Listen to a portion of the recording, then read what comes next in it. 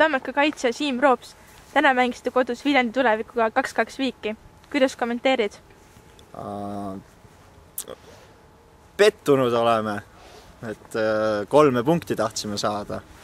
Aga kuna esimene poolaeg mängisime nii, nagu me mängisime, et mitte just eriti hästi ja see õnnetu värav, Viljandile õnnelik värav, et see üle jala tsenderdus, mis tal sinna taha risti kukkus, et see jättis ka oma pitsri muidugi, ma arvan, et pidime taga hakkama ajama, et muidu olime nagu võrdses seisus.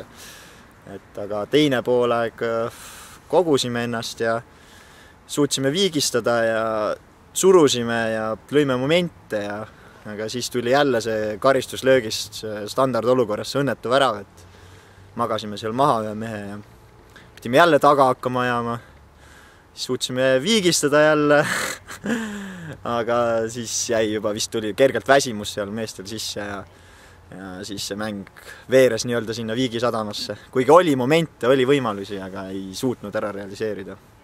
Aga see esimene värav, mis Viljandi lõi? Juhtub vahepeal. Kuressaare lõi meile ka ühe sellise värava Saaremaal, et eks siin jalgpallis ikka juhtub neid vahepeal. Et ma arvan, et ta nii ei mõelnud sinna taha risti lüüa. Aga värav on värav, väravad loevad ja... Selge, aitäh!